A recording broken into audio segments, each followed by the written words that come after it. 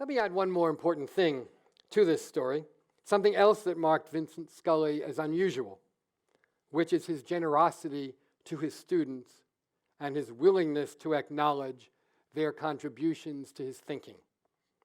Indeed, his willingness to change his thinking in response to what he learned from them. It was unusual in the world of scholarship. Not only did he acknowledge Robert Sterne's role in connecting him to Venturi, he thanked Sterne in print for his work on George Howe before Sterne's book was even published.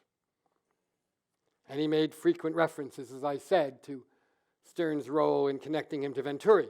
Surely this, as much as his commanding presence on the lecture platform, was the reason that so many prominent architects and critics, many of them his former students, journeyed back to New Haven one morning in late April of 1991 for what was expected to be Scully's final lecture before retirement, required by Yale's then mandatory retirement age of 70. Taking seats in the lecture hall in a surprise tribute to their teacher. The event attracted Philip Johnson, Maya Lin, Cesar Pelli, Stanley Tigerman, Kevin Roche, Leon Creer, Andras Duany, and Robert Sterne, among many dozens of others, and ended up as the subject of a front-page story in the New York Times, which noted that Scully was so startled to see the famous visitors scattered among his students that he briefly had to leave the auditorium to compose himself before beginning his lecture. After the lecture, the visitors adjourned to lunch at Kavanaugh's, an old Irish bar on Chapel Street that Scully favored over New Haven's more polished establishments. You see an image of Scully with Philip Johnson and David Whitney at the lunch. Here, it was the first time the place had ever closed, probably the last time it ever closed for a private party.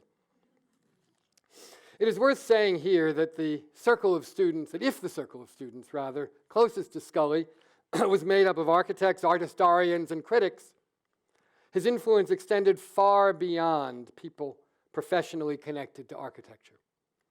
As a teacher of one of the most popular courses at Yale for more than 60 years, he reached countless students who became lawyers, bankers, teachers, and doctors, and ignited in many a lifelong interest in architecture. He may well have created more sympathetic and engaged architecture clients than anyone else ever has.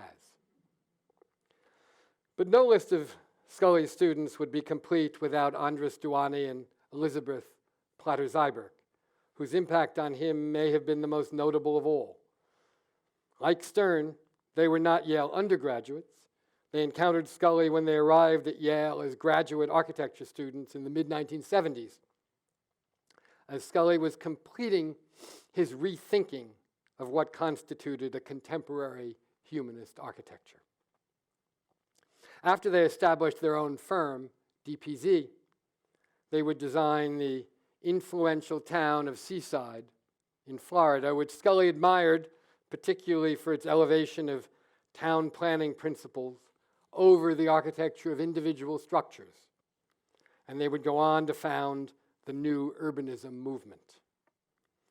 And perhaps most important of all, to the later chapters in his life, they would invite him to teach at the University of Miami.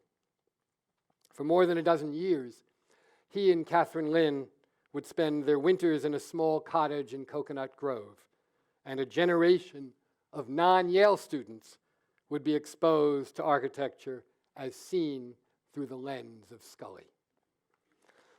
Scully had hoped that the new urbanists would call their movement the architecture of community, but their decision not to do so did not prevent him from serving as the group's guiding philosophical figure, or from taking that phrase as the title for the Jefferson Lecture in the Humanities, which he was invited by the National Endowment of the Humanities to deliver at the Kennedy Center in Washington in 1995.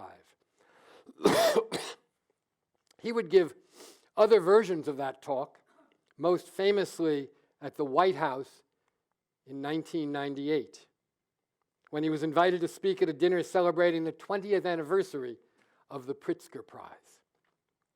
His presentation there, entitled America at the Millennium, Architecture and Community, was an event with no small degree of irony, since so much of his talk was devoted to praising the vernacular design of traditional communities over the iconic buildings of famous architects, such as those the Pritzker Prize was created to honor.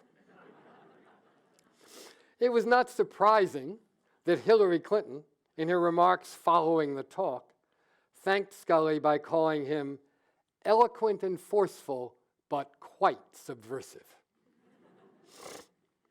It was around the same time that the National Building Museum gave Scully perhaps an even greater honor, which was to endow a new prize in his name to celebrate exemplary practice, scholarship, or criticism in architecture, historic preservation, and urban design.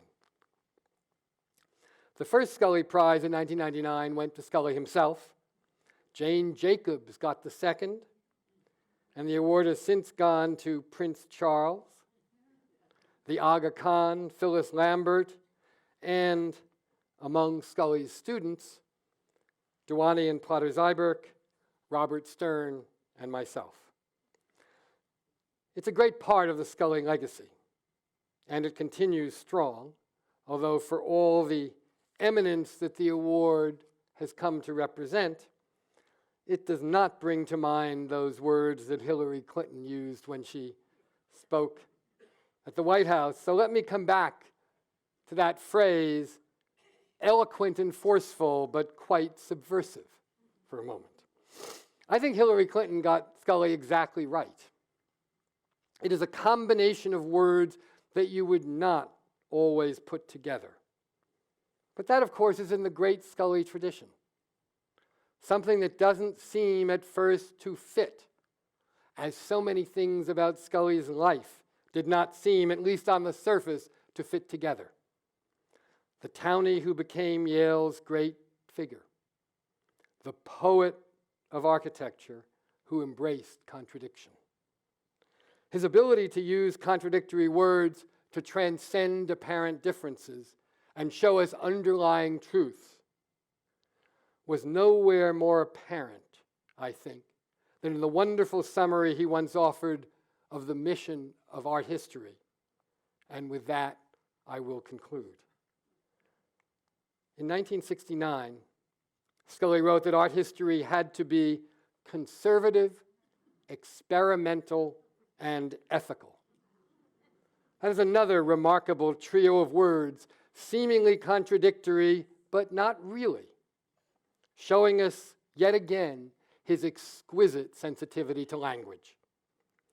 Art history should be conservative because he knew that it had to represent the past, since learning from the great work of history is central to its mission. It should be experimental because at the same time he wanted to make the point that the real value of understanding the architecture of the past must be to inspire the highest creativity in the present. And it had to be ethical, because he believed that the noblest mission of architectural history, at least as he practiced it, was to encourage the building of community and the betterment of civilization. That is Vincent Scully's true legacy, that words can change the world. Thank you.